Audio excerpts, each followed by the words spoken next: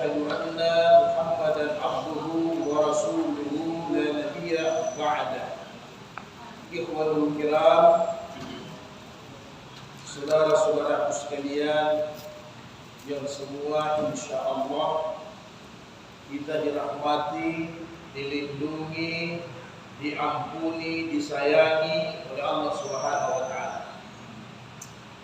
Tentunya pada malam hari yang berbahagia ini kembali lisan hati kita bersyukur kepada Allah Subhanahu wa taala atas segala limpahan rahmat karunia,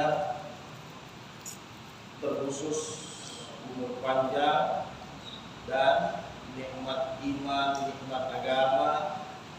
Mudah-mudahan kita bisa menjadi hamba-hamba yang syakirin. Kemudian tidaklah sempurna rasa syukur kita kepada Allah apabila tidak dilengkapi dengan penghormatan kita kepada baginda Sayyidina Habibina wa Safiina wa Maulana Muhammad sallallahu alaihi wasallam. Salaman wa salatan ala Rasulillah. Semoga kita semua orang-orang yang mendapatkan syafaat beliau nanti di yaumil qiyamah. Dan kitalah orang-orang yang ditunggu oleh Rasulullah nanti di telaga besarnya beliau bersama-sama kita di dalam surga yang Allah di hari kemudian. Amin ya rabbal alamin. Kemudian kita bersyukur bertambah nikmat Allah setelah beribadah salat berjamaah yang Rasul jelaskan dalam hadis sahihnya, salat jamaati afdalu min salati hazihin bi 27 wa 20 darajah. Jadi Allah berikan kita 27 derajat pahala. Setelah itu kita bersyukur kembali kita duduk dalam majelis halqa ilmu. Ini satu nikmat yang besar yang patut kita syukuri. Majelis ilmu agama adalah majelis pengampunan.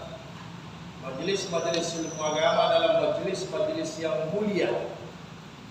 Sehingga kata Imam Syafi'i bahwa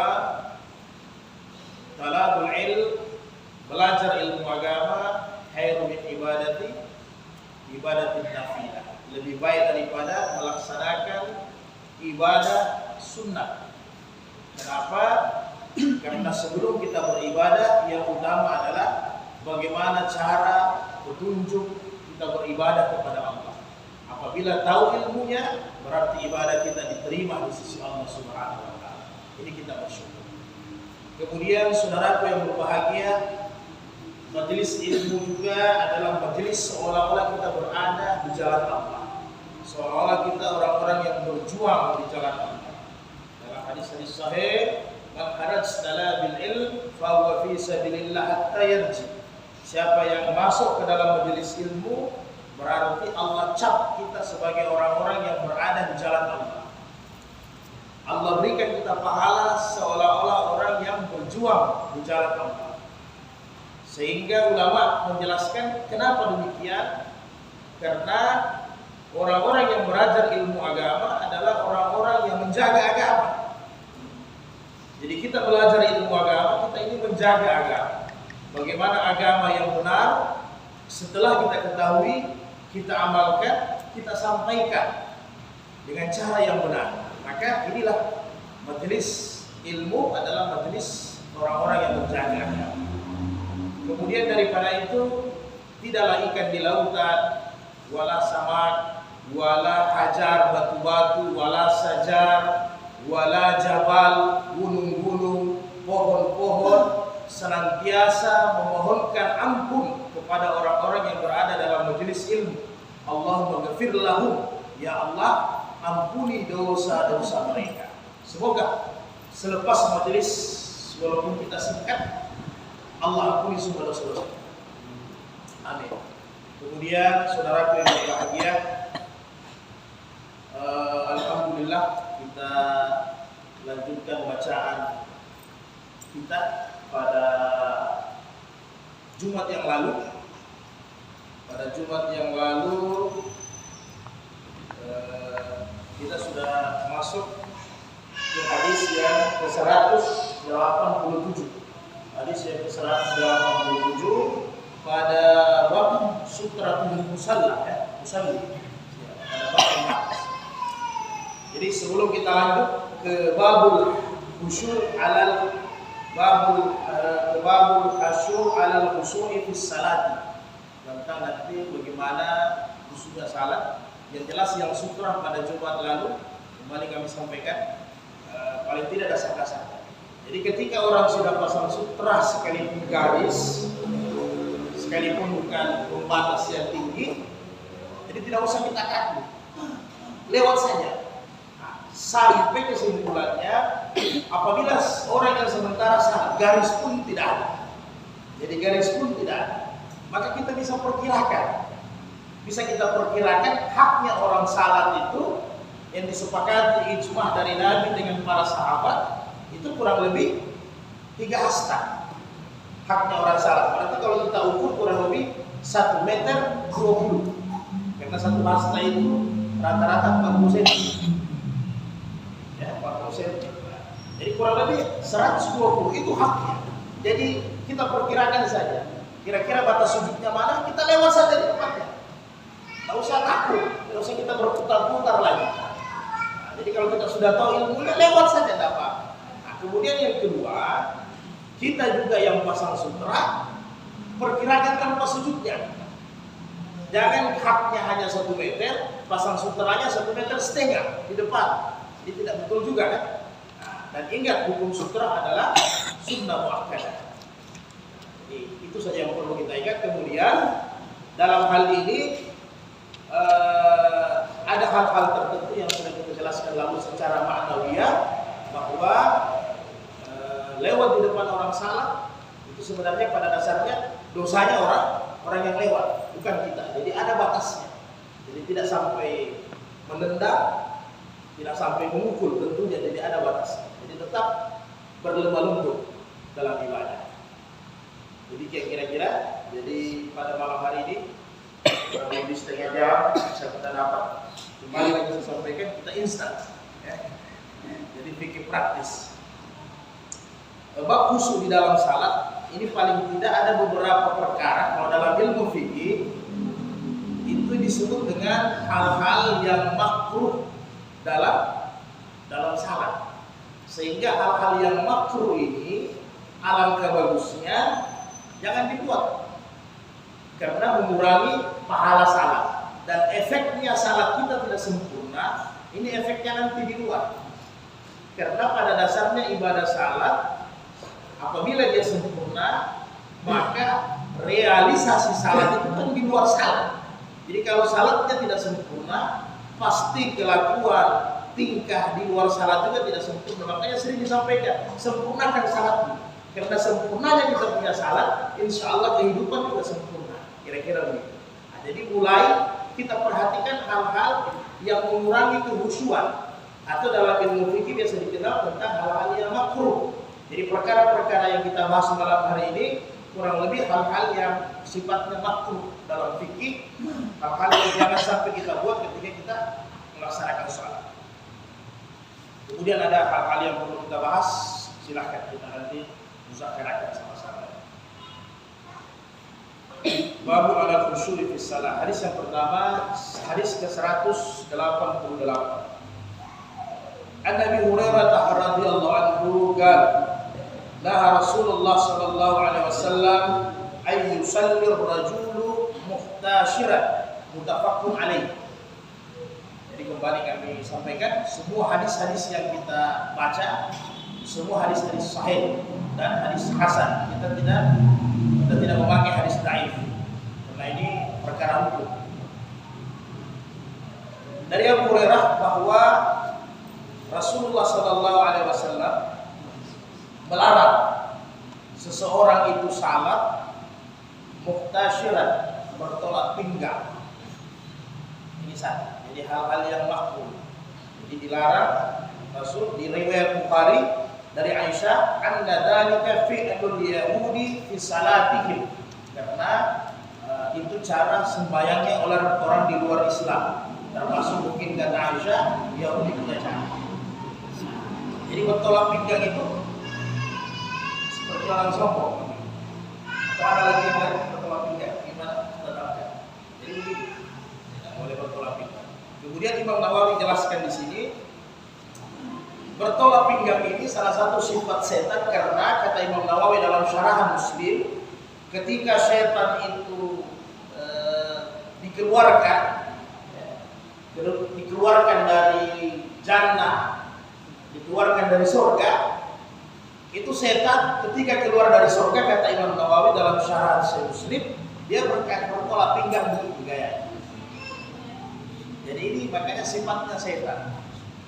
Jadi jangan salat kita bertolak pinggang, atau satu begini satu begini, karena salah satunya adalah lambang kesombongan. Ini memang perkara yang makruh, tapi ketika kita sudah tahu ilmunya, jangan dibuat. Ini menyempurnakan khusyuknya kita dalam salat. Dan banyak hadis-hadis yang begini yang didukung di Bukhari, di Muslim. Kita ambil satu hadis, dua hadis. Jadi kurang lebih kita tak bertolak pinggang ya. Jadi kita bersedekah seperti biasa. Kemudian Anas radhiyallahu anhu, anna Rasulullah sallallahu alaihi wasallam qala, idza quddimal asya'u fa'abda'u bihi qabla an tusallul maghriba, muttafaqun alaih. Dan hadis-hadis yang begini banyak sekali. Jadi kata dari Anas, ini makruh yang kedua, apabila hidangan makanan telah terhidang. Jadi kata Rasulullah dalam muttafaqun alaih Bukhari Muslim, bahwa apabila hidangan makan malam telah dihidangkan pada siang, maka dahulukan sebelum tusallul maghribah, sebelum kalian salat maghrib. Nah, di sini ada penjelasan ulama mazhab. Ya. Jadi apabila makanan malam telah terhidang, maka dahulukan makan, baru salat, karena ada hubungannya dengan khusyuk. Di hadis yang lain riwayat Aisyah Muslim, bahwa tidak ada salat apabila makanan sudah terhidang, dan tidak ada salat apabila menahan urah, kentut maupun buang air. Jadi tidak ada salat apabila makanan sudah terhidang. Jadi penjelasannya Imam Mazhab ini. Imam Ahmad menjelaskan bahwa utamanya ibu-ibu harus dikasih tahu ilmunya dulu. Jadi Imam Ahmad menjelaskan, kalau di waktu maghrib kebetulan umpamanya kita iftar, takjil buka puasa. Jadi Imam Ahmad katakan, makanan ini kan ada dua. Ada namanya makanan berat, ada namanya makanan ringan. Maka apabila waktu maghrib, hendaknya supaya salat ini khusyuk. Ini kan hubungannya salat khusyuk, jangan salat mengingat makanan. Karena ada juga terbaliknya, kata Imam Syafi'i, bisa juga makan kita teringat salat. Sebaliknya juga bisa. Jadi salat teringat makanan, bisa juga makan kita teringat salat. Jadi sehingga kata Imam Ahmad, kalau ada makanan ringan, makanan berat dengan makanan ringan. Jadi makanan ringannya dulu dimakan, baru salat, supaya salatnya selesai. Itu satu. Yang kedua, khususnya yang petugas memasak, ibu-ibu, kalau memang waktu salat sudah dekat. Nah, ini kata Imam Abu Hanifah, kalau waktu salat itu sudah dekat, jangan dihidangkan makanan. Pending dulu makanannya dihidangkan. Jadi, karena kata Abu Hanifah, apabila makanan sudah dihidangkan, harus kita yukun, harus kita makan. Jadi alangkah bagusnya yang petugas memasak itu jangan menghidangkan makanan di waktu salat sudah mau didirikan. Itu kedua. Nah, ketiga, Imam Nawawi di mazhab Syafi'i. Imam Nawawi menjelaskan begini. Lihat kondisi Anda, lihat kondisi kita. Ini supaya kita tidak tafsirkan sendiri ini hadis. Lihat kondisi kita, ente lapar atau tidak? Ente lapar atau tidak? Pastikan. Jadi di masa Imam Syafi'i, Imam Nawawi menjelaskan andai kata makanan sudah terhidang, tapi ente tidak lapar, ente masih bisa salat, tidak usah dulu yuk. Ente salat saja. Karena kata Imam Nawawi yang ditakuti kalau ente lapar, ya kan? Yang ditakuti kalau ente lapar, salat. Jelas terganggu keusuhan, ruku tidak benar, ruku juga sudah tidak benar. Kemudian pikiran yang paling utama, Nah, jadi tapi kalau di zaman sekarang ya kayaknya sudah mau minta kita baru makan. Nah, jadi jangan sembarang kalau sudah. Nah, kemudian di masa Imam Syafi'i menjelaskan begini. Perhatikan waktu salat itu, walaupun di sini Nabi jelaskan salat maghrib. Perhatikan itu salat. Jadi membuat analogi begini, kalau Imam Syafi'i, Imam Ahmad membuat analogi begini. Tiba-tiba kalau fikih harus begitu memang. Umpama ada orang ketiduran, belum sempat salat asar. Dia bangun hampir matahari terbenam. Kira-kira bangun hampir 5 menit lagi jam 6. Dia belum salat asar. Dalam posisi begini kata Imam Ahmad, tidak boleh yukul. Karena satu kewajibannya masih tertunda, sedangkan sebenarnya asar hampir habis. Jadi ini tidak terpakai. Oh sudah, ada yukul dulu baru salat asar. Oh ini tidak. Ini tidak. Jadi kata Imam Ahmad kalau ini harus langsung laksanakan salat karena matahari sudah mau terbenam. Jadi ini tidak terpakai ini hadis untuk orang yang seperti ini. Jadi penempatannya tidak sama. Nah, kemudian lihat juga waktu. Jadi di masa Imam Syafi'i mengatakan waktu salat itu bagaimana? Andai kata asya'a makanan malam itu sudah tersiap, kemudian waktunya mau salat isya. Nah ini labas, no problem. Kenapa? Waktu salat isya yang terbaik adalah sepertiga malam yang pertama. Ya kan? Kalau lalu dalam bab waktu salat kita sudah jelaskan waktu isya sebenarnya yang terbaik dihitung oleh Imam Nawawi dengan 24 jam, yang terbaik adalah jam 9 sampai jam 10. Itu waktu isya yang paling bagus. Maka apabila untuk makan malam azan sudah tiba, salat mau didirikan untuk salat isya, ini boleh kita pending. Maka yukul saja dulu. Nah, ini sekaligus juga di mana tiba-tiba ada acara-acara yang wajib kita hadiri, apalagi kalau salat-salat sunat, ya apalagi kalau salat isya maksudnya. Nah, ini waktunya bisa diundur. Jadi tidak harus umpamanya kalau sekarang jam 7:10 atau jam 7:15 dapat boleh diundur, tidak apa-apa, karena memang Nabi sudah jelaskan dalam hadis sahih bahwa andai kata lau ya'lamu ala ummati, kalau umatku itu tidak memberatkan, maka tentunya saya undur sampai sepertiga malam pertama itu salat isya. Hanya memang memberatkan karena sahabat menjelaskan kebiasaan Rasulullah kalau habis salat isya tidak menerima tamu, tidak bercakap-cakap lagi. Jadi kalau Nabi habis salat isya memang sudah tidak menerima tamu, tidak berbicara lagi. Sehingga kalau ada tamu yang datang, hendaknya diselesaikan urusan, salat isya dimundur. Jadi dijelaskan dalam hadis sahih sampai sahabat menunggu di masjid tertidur dalam keadaan duduk. Karena memang Nabi mau tuntaskan. Setelah salat isya Nabi sudah tidak banyak bicara, sudah tidak terima tamu. Nabi istirahat, persiapan baru makan. Jadi kurang lebih begitu. Jadi dilihat salatnya kalau mau makan. Dilihat salatnya. Nah, kemudian diingat lagi kembali di bab wudu yang lalu. Jangan karena makan, karena sudah wudu, habis itu kita makan dulu hatta makanan ringan, baru masuk sembahyang. Ada makanan sisa lagi di mulut. Jadi bukan lagi makruh, tapi batal. Jadi ada sisa sayur kelor, ente isap, ente jila, ente telah. Ada sisa nasi 2-1 biji, itu batal salah. Jadi makanya paling tidak melabak, berkumur. Kira-kira. Jadi itu penjelasan Imam Hasan tentang apabila makanan itu sudah terhidang. Maka di Sahih Muslim dijelaskan jangan sembahyang di depan makanan. Nah, ini juga satu. Jangan sembahyang di depan makanan. Di situ ada makanan, itu sembahyang di depannya. Jadi jangan sembahyang di depan makanan. Jadi kalau di rumah ya memang yang agak rumit, kalau ada rumah-rumah kos yang hanya satu kamar. Jadi yang agak sulit ditutuplah makanannya. Kalau salat sunnah, karena kita laki-laki ya salat wajibnya di masjid lah. Kalau tidak ada uzur sebaiknya di masjid. Itu yang kedua. Tentunya sembahyang dalam keadaan kita mengingat makanan itu makruh. Jadi makanya Nabi sampaikan. Jadi di sini tidak sempurna. Maksudnya tidak ada salat itu tidak sempurna. Jangan sampai makanan itu mengingatkan kita di dalam salat. Jadi kehusuannya berkurang. Itu yang kedua.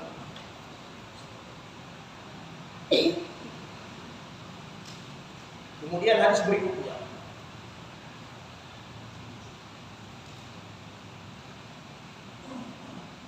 An Abi Dzar radhiyallahu anhu qala Rasulullah sallallahu alaihi wasallam idza qama ahadukum fi sholati fala yansahil khasha fa inna rahmata tuwajibuhu rawahu Hamzah isnad sahih.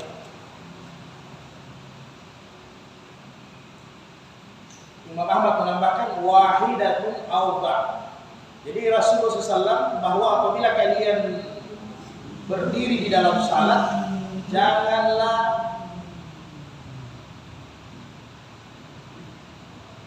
jangan mengusap pasir, begitu juga yang tertempel di dahimu berkali-kali. Jadi yang lalu itu sudah basi. Jangan gerakannya lebih daripada 3 kali tentunya ya. Nah, ini memaksudkan mengusap. Jadi biasanya kita salat kalau di zaman Nabi memang kerikilnya kan agak besar, bukan seperti kita. Jadi biasanya memang karena zamannya Nabi lantainya, jadi tetap kita ingat ini terbawa terus sampai bab salat di bawah tempat masjidnya Nabi itu lantainya adalah pasir, itu yang harus kita ingat. Nah, jadi sehingga mengusap, karena biasanya memang pasir ada kerikil agak besar. Jadi kadang pas mau sujud itu kalau kena jidat bisa sakit. Nah, jadi sehingga Nabi katakan ya cukup kalau mau buat dijelaskan Imam Ahmad wahidatan awal. Jadi kalau mau buat 1 kali saja. Jangan berkali-kali. Atau biasanya karena mungkin ada juga masjid yang jarang disapu karena debu, ya kita sudah lap sampai berkali-kali sampai 3 kali berurutan ya. Begitu juga pas mau sujud, hilang dulu lantainya baru sujud. Nah, ini jangan dilakukan begitu. Sujud saja. Kalau memang kita rasa kotor ya sebelum salat disapu dulu. Nah, itu perkara yang makruh. Tapi kalau gerakannya 3 kali berturut-turut, jadi sepakat ulama mazhab ijma itu batal sembahyang. Jadi kalau 3 kali berturut-turut berarti batal sembahyang. Ini tidak ada perbedaan. Jadi karena ini tentunya bukan hal yang makruh yang harus kita buat, jangan berkali-kali. Cukup 1 kali saja. Ini karena kebiasaan kita. Pas mau sujud hilang tempatnya, habis sujud jidatnya lagi hilang.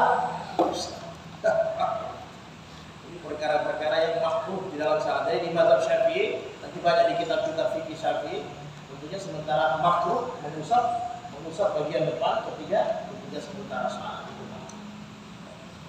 Sehingga apabila kita tidak lakukan, pahala salat lebih tinggi nilainya, lebih bertambah. Kemudian yang keempat, jadi yang tadi ketiga, salah satu yang dimakruhkan gerakan dalam salat adalah mengusap kerikil atau debu baik di tempat sujud maupun di dahi. Jadi kalau 3 kali berturut-turut batal salat. Nah, ini an Aisyah radhiyallahu anha qalat sa'altu Rasulullah sallallahu alaihi wasallam anil ifati fi salat. Jadi begini apa? Mata bermain apa? Menoleh. Ya, menoleh. Jadi Aisyah istri Nabi bertanya bagaimana menoleh. Ini kadang kita punya mata bermain dalam salat. Jadi menoleh artinya dalam arti kata bukan leher yang kesana kemari, tapi mata yang bermain.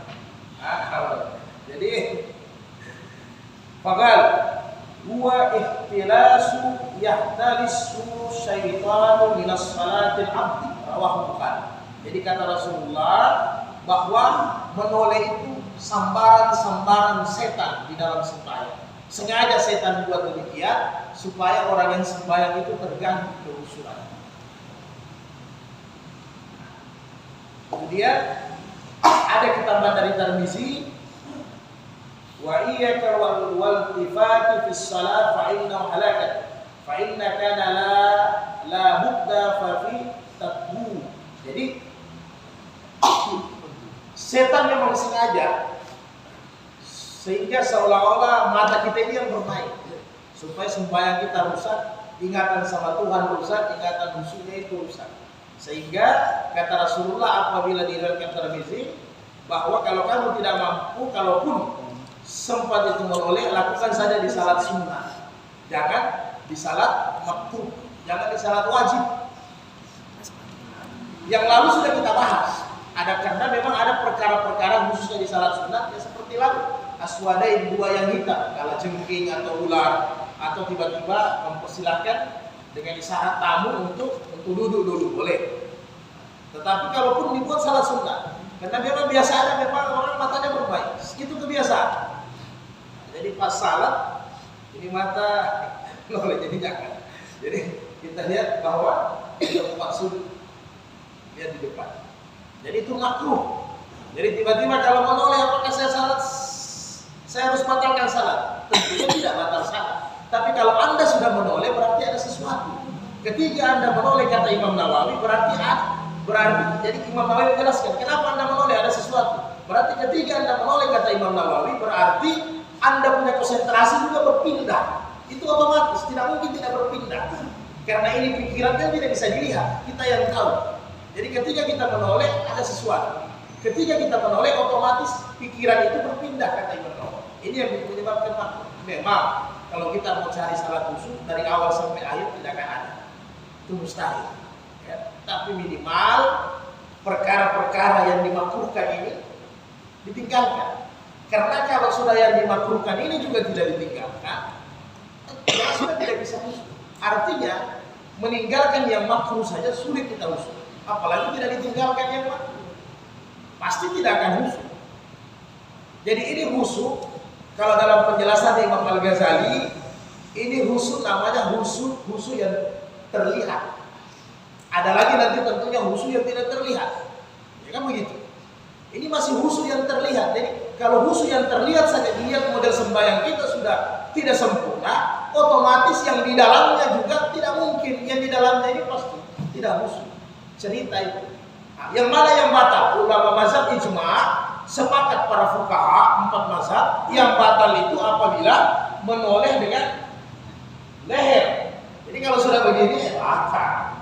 Itu sudah batal. Jadi kalau leher yang bergerak itu batal. Jadi menoleh ini maksudnya hanya mata yang bergerak. Jadi kalau sudah leher sudah batal.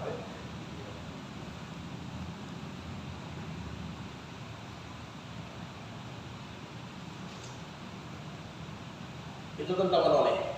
Jadi ingat itu adalah sambaran-sambaran setan. Jadi ada pertanyaan, setan kan tidak bisa masuk di masjid, tidak mungkin ya kan? Sama, sambaran dengan bisikan ini. Jadi itulah hebatnya setan, biarpun dia tidak masuk, bisikannya itu baik berupa bisikan, berupa ingatan, was-was dan sambaran-sambarannya itu ada. Jadi karena kebiasaan kita biar tidak ada masalah sudah menoleh. Ya begitu. Ya ditakuti kalau menolehnya nanti masuk ke riya. Nah itu lain lagi pembahasannya. Itu pembahasan lebih tarekat lagi kan begitu. Jadi kalau sudah menoleh larinya ke riya, bahwa seolah-olah kita punya salat ini bagus supaya dilihat dan sebagainya, ini sudah lain lagi. Jadi sudah banyak lagi yang rusak. Ya. Nah, kalau sudah hatam baru kita bisa masuk ke tarekat. Harus hatam dulu dia punya baju. Kemudian, saudaraku sekalian yang berbahagia, hadis berikutnya. An Anas qala Rasulullah sallallahu alaihi wasallam, "Idza kana ahadukum fis salati fa innahu yunajji rabbahu, fala yabsukanna baina yadayhi wala an yaminihi walakinna an shimalihi tahtal qadamihi." Muttafaqun alaih. Jadi dari Anas bahwa apabila kalian itu salat kata Rasul, kalian itu sementara berhadapan dengan Allah, bermunajat. Kita itu dalam keadaan yunajji, bermunajat Rabbah, jadi bermunajat dengan Allah. Maka janganlah kalian meludah. Utamanya meludah ke depan. Kemudian jangan juga jangan juga meludah ke kanan. Kemudian walakin an simali, tetapi kalau mau meludah di sebelah kiri. Kemudian tahta kadari atau di bawah telapak. Jadi dua tempat yang dilarang, dua tempat yang dibolehkan.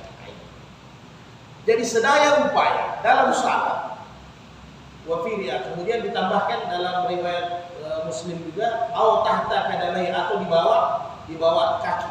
Nah, jadi dijelaskan bahwa salah satu hal yang makruh ya sedaya upaya orang kebiasaan banyak ludahnya. Kalau sembahyang usahakan jangan dibiasakan banyak berludah.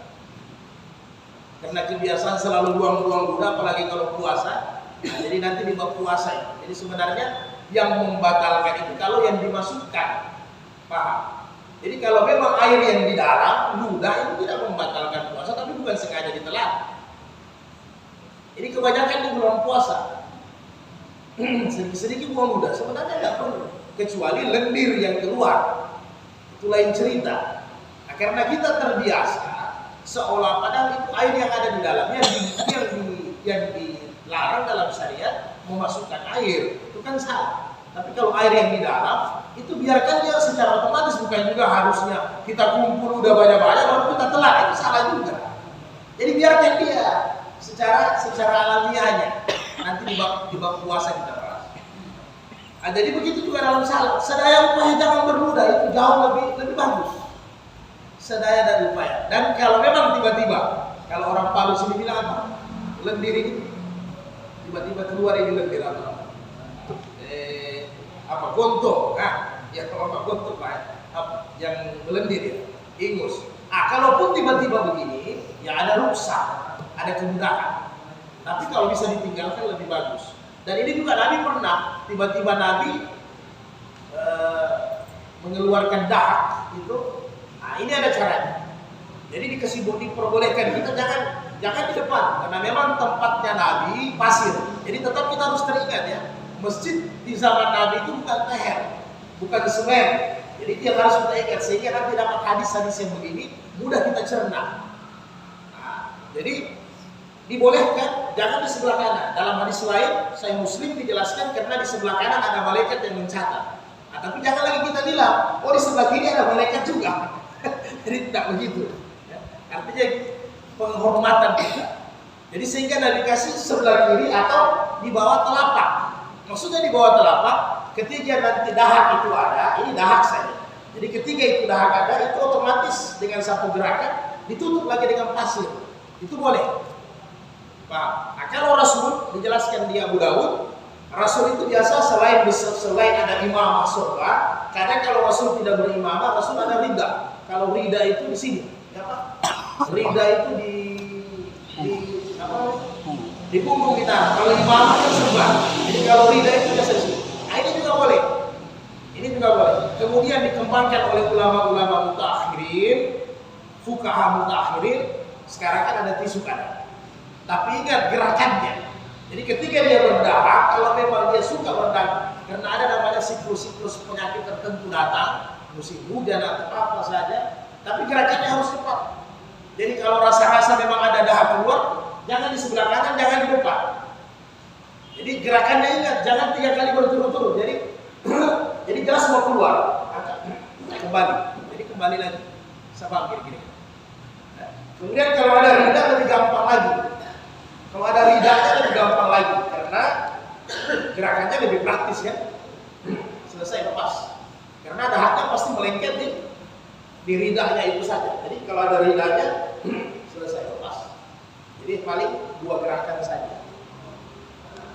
Kemudian kalau memang mau di zaman Nabi, tapi jangan di sini. Jangan di masjid karena kita tehel. Beda nih.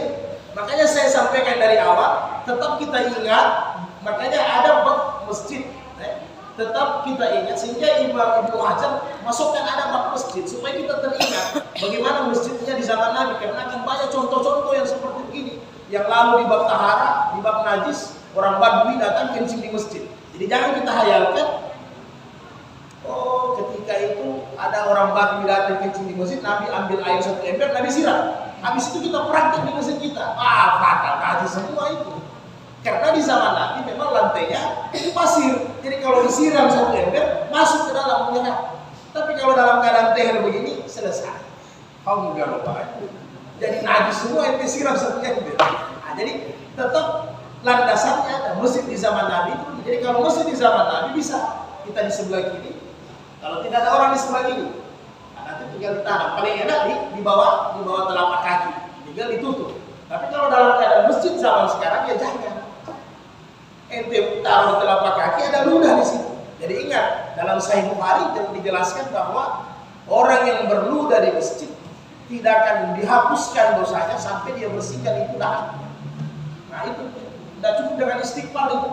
Jadi dalam Ibnu Hajar dalam Syarah Bukhari dijelaskan bahwa orang yang berludah di masjid, di tembok atau di masjidnya, kemudian itu bisa dihapuskan dosanya kalau dibersihkan. Jadi kalau tidak dibersihkan ya. Jadi kalau masih begini jangan kita meludah. Jadi pakai lidah saja atau tisu yang paling praktis kalau memang tidak bisa kita hindari. Nah, kemudian ada lagi namanya fikih, dibahas lagi oleh murid-murid Imam Nawawi. Bagaimana kalau di pakaian? Maksudnya di pergelangan ini boleh tidak apa-apa karena dahan itu tidak najis. Jadi boleh nanti habis salat baru dibersihkan, boleh tidak apa-apa. Penyakit kita tidak bisa hindari. Tapi ingat, lihat samping kiri samping kanan kan. Imam Nawawi lagi menjelaskan di mazhab Syafi'i tiba-tiba dahar.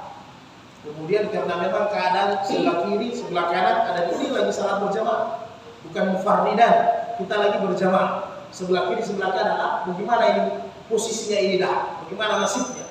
Maka telan saja. Kalau tidak bisa datang, telan, tidak apa-apa. Sini nanti usah di belakang lagi dikeluar. Telan saja. Tapi kalau bisa dihindari. Nah ini perkara bohong. Kemudian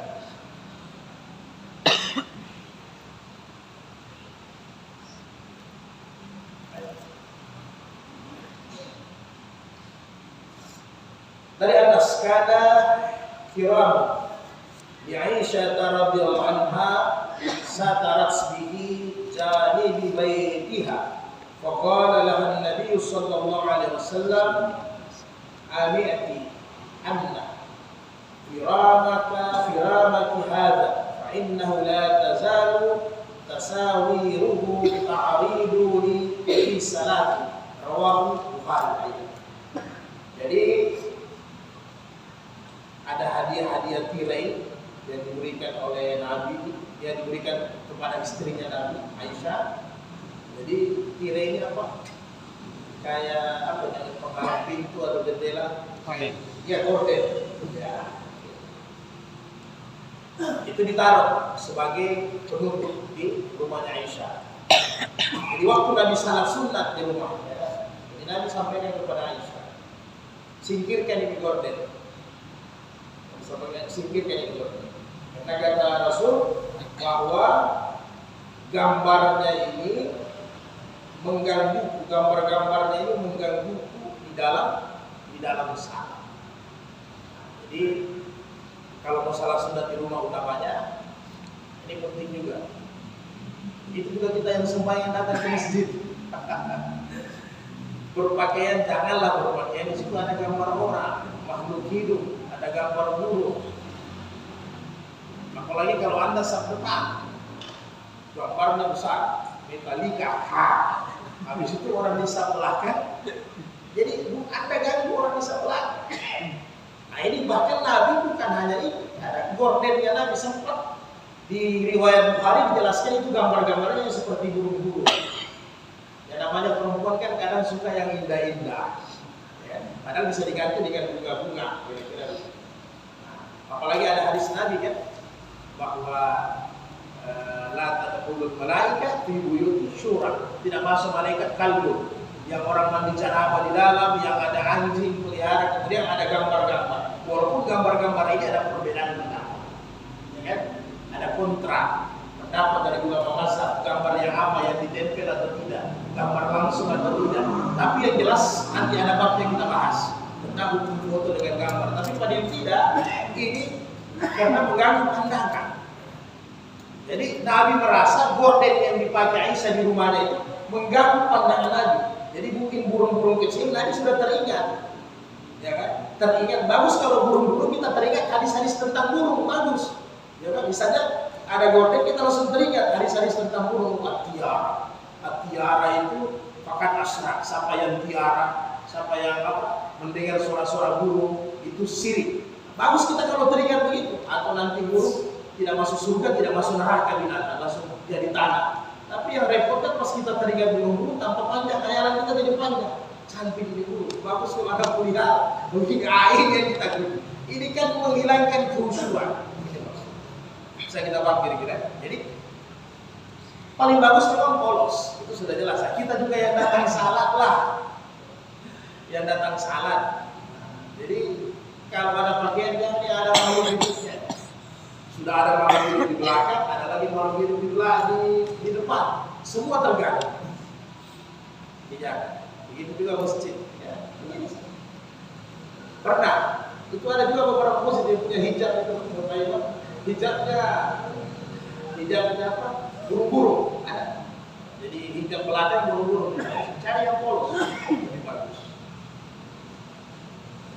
Jadi ini bukan membatalkan syarat kembali lagi. Jadi ada gambar-gambar, ada bagusnya dihindari. Baik yang punya gorden, pakaian yang kita pakai. Tadi kan sudah contohkan. Jangan banyak terlalu gambar. Begitu juga keadaan.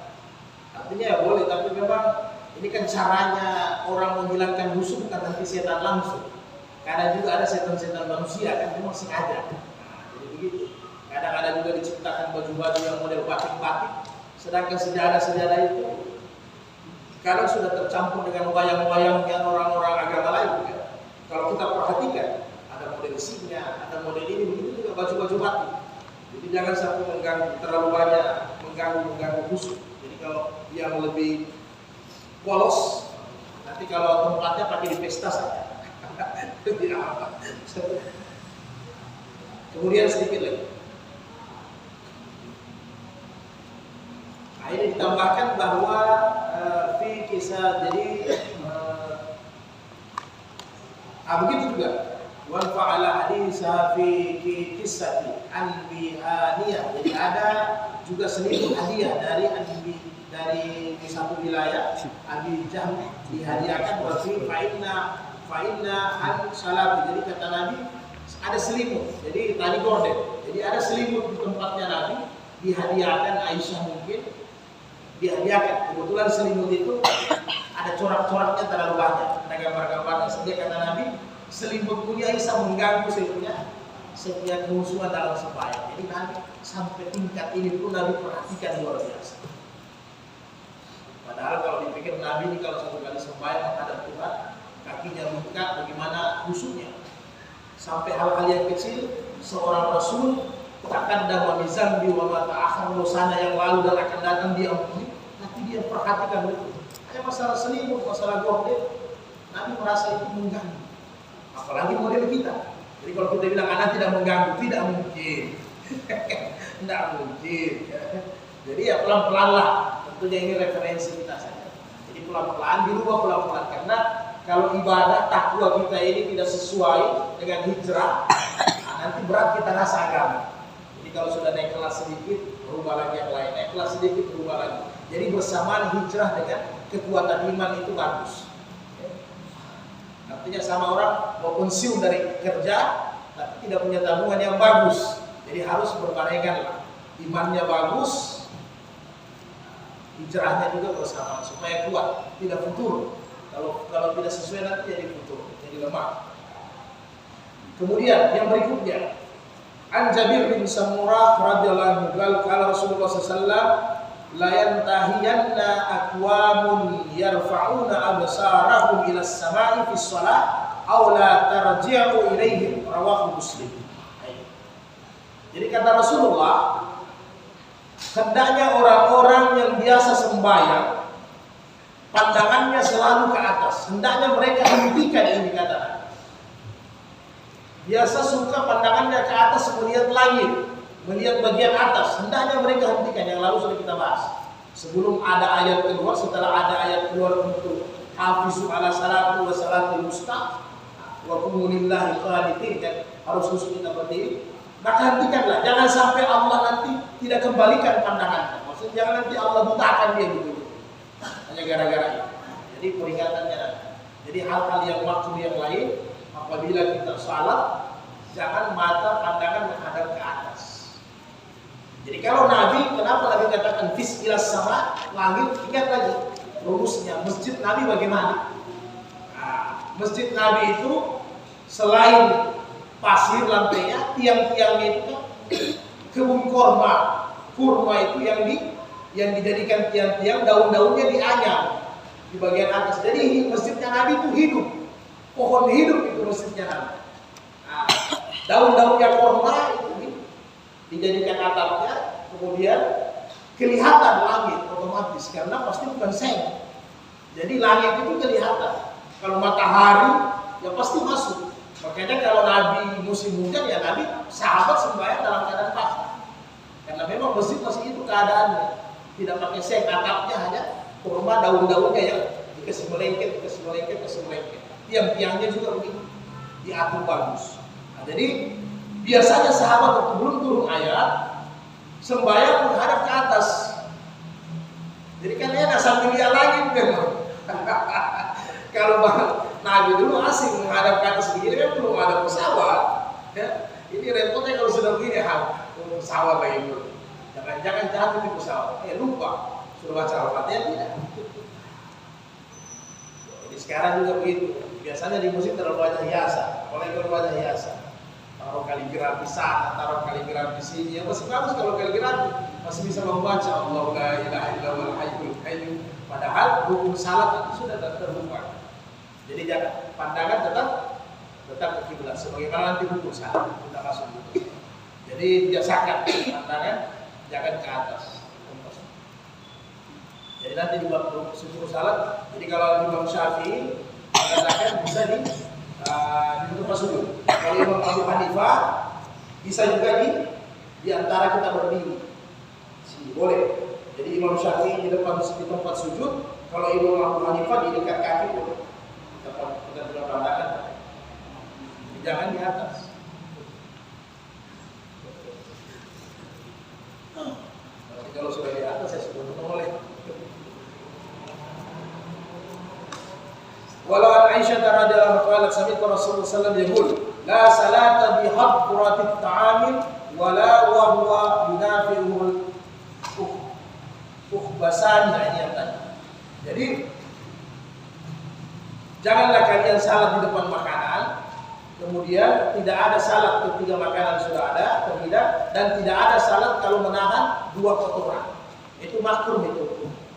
Jadi makruh yang berikutnya menahan dua kotoran, durah, kentut, kemudian baul, kencing, kemudian air. Jadi ini tidak boleh. Maksudnya dua lubang. Jadi lubang yang belakang satu, dua kentut dengan kotoran, yang depan baul kencing. Jadi jangan salat menahan dua ini, makruh. Nanti menari jadi. Jadi kalau pembahasan Imam Mazhab tentang kentut, kalau tentang buang air saya rasa aman, karena fatal kan. Tentunya kalau dari sisi medisnya lebih berbahaya kalau menahan kencing atau menahan tai. Jadi kalau memang mau buang air, jangan terpengaruh dengan yang lain. Biasanya kita terpengaruh karena ada hadis-hadis sahih. Biasa kita mau ambil target. Kalau orang jemaah haji biasanya arba'in begitu. Ada 40 hari. Dalam hadis Nabi, man sallal jama'ati arba'ina kutiba lahu bara'atan. Jadi itu mau dikejar. Siapa yang salat 40 hari dapat takbiratul awal kutiba lahu bara'atan, bara'atu minan nar wa nifaq. Jadi 40 hari kita salat dapat takbir pertama imam, kita mendapatkan dua keuntungan, terbebas dari nifak, terbebas dari api neraka. Ini hadis sahih. Jadi kadang ini yang kita mau kejar karena sudah 38 hari umpamanya kan, 38 hari. Pas hari ke-38 ini kencing mau bermain, sudah mau keluar. Kita jadi jangan nanti di riadah ulang, bertarung ulang nanti. Sudah begitu kan perjalanan. Jadi kalau orang hukum tidak melihat itu. Kalau orang hukum dia pasti stop. Kalau orang pandai, orang berilmu dia stop, dia tidak lanjutkan. Karena apa? Menegakkan hukum itu jauh lebih tinggi kata Imam Syafi'i daripada mengambil keutamaan. Bisa paham kita? Daripada mengambil keutamaan. Karena jangan sampai keutamaan itu juga cacat. Jangan sampai itu keutamaan cacat. Ya misalnya kita mau ringkis salat berjamaah 27 derajat bersama imam salat maghrib. Ya. Karena mau 27 derajat pas rakaat terakhir mau terasa kencing. Ditahan luar biasa. Sebenarnya dengan kita pergi kencing itu jauh lebih tinggi pahalanya karena melaksanakan hukum. Meninggalkan yang makruh itu pahalanya besar daripada dilanjut salatnya. Kemudian kaidahnya kembali ke hadis Nabi, barang siapa yang tidak melakukan sesuatu dari kebiasaannya karena memang ada halangan, maka Allah catat seperti mana dia lakukan dalam keadaan mukim, dalam keadaan normal. Lalu di bab safar kan sudah dijelaskan bahwa salat-salat safar itu tidak usah kita, itu pahala lebih besar daripada kita ketika kita mukim. Begitu juga salat dalam keadaan sakit itu lebih tinggi pahalanya daripada salat dalam keadaan sehat. Tapi tidak harus kita minta ya Allah kasih sakit saya. Itu bab ma'rifat beda. Artinya dalam salat dalam keadaan sakit itu jauh lebih susah dibandingkan salat dalam keadaan. Jadi sama dengan salat di masjid 27 derajat kata Nabi dalam hadis sahih, salat alal jabal di atas gunung hamsun derajat, 50 derajat. Kenapa bisa? Aja kita bisa salat di atas gunung semua. Tidak begitu. Maksudnya kondisi orang yang tegakkan salat sementara dia mengembala, sementara dia bertani itu jauh lebih susah. Kalau kita mukim di masjid ya gampang. Tapi kalau orang di atas gunung dia masih bisa sembahyang, orang di sawah dia masih bisa sembahyang, itu mujahadahnya, kesusahannya lebih berat. Ambil airnya, ganti pakaiannya dan sebagainya. Sehingga Allah kasih 50 derajat pahalanya, itu maksudnya. Tapi kalau orang hukum tidak lihat pahala sebenarnya. Jadi laksanakan, lebih tinggi pahalanya menegakkan itu. Bisa paham gitu kira. Jadi kalau rasa kencing buang air atau rasa merah jangan ditahan sebentar saja. Nah, kalau kentut masih bisa bermain. Jadi Imam Syafi'i menjelaskan itu makruh. Tapi kalau kentutnya kata Imam Syafi'i itu gangguan setan, tak usah dikeluarkan, tidak apa-apa. Ya. Kalau Imam Abu Hanifah keluarkan saja. Yang ditakuti ada nanti sudah sampai 4-5 kali akhirnya kita jenuh. Akhirnya tidak sembahyang. Itu maksudnya Imam Syafi'i. Nah, tapi kalau Imam Abu Hanifah kalau memang itu sudah kentut itu, durah itu sudah memang mau keluar, jangan ditolak. Ya, keluarkan saja sudah. Kita sembahyang tidak dapat. Pahala berjamaah tetap tidak dapat. Jangan khawatir itu. Allah Maha tahu.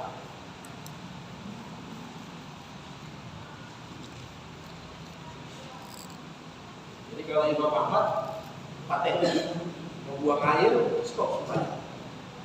Jangan dikatakan. Saya biasa katakan apalagi kalau sudah kedinginan, sudah tasyahud. Nah, karena biasa juga model duduk ada juga mempengaruhi, ada rasa-rasa kentut mau keluar, itu bisa dimaklumi. Makanya di mazhab Syafi'i itu dimaklumi. Tapi kalau buang air kecil jangan. Kalau memang sudah mau kena bisa joget itu. Nah, sudah bahaya. Kemudian satu hadis lagi yang terakhir. Jadi kita ambil simpel-simpel hadis, 1-2 hadis saja. Tiap-tiap waktu, walaupun banyak ya, sebenarnya kurang lebih 50 hadis. Waktu kita terbatas, tapi konteksnya sama. Hadis yang ke-195. An Abu Hurairah radhiyallahu anhu Nabi sallallahu alaihi wasallam at-tasa'ubu minasyaitan. Tasawuf apa? Menguap ya. Fa idza tasa'aba 'adukum falyakzim mastata' rawahu Muslim. Jadi menguap yang terakhir, salah satu hal yang makruh di dalam salat adalah menguap. Jadi sedaya upaya kata Nabi apabila kamu menguap sementara salat, ini sebenarnya di luar salat begitu juga. Tinggal keluarnya harus sopan, ada tata cara. Apabila kamu menguap sementara salat, usahakan Nabi bilang, kata Nabi, fal yukazimu mastata, kamu tahan sekemampuan kamu kalau bisa ditahan itu menguap. Karena kalau sudah menguap, lawannya mengantuk. Jadi kalau bisa kamu tahan. Nah, kalau di hadis Muslim dijelaskan, kalaupun kita tidak bisa tahan, minimal menguapnya jangan sebentar. Nah, ini di luar salat juga sama. Jadi Nabi bilang kalau kalian memang menguap, jangan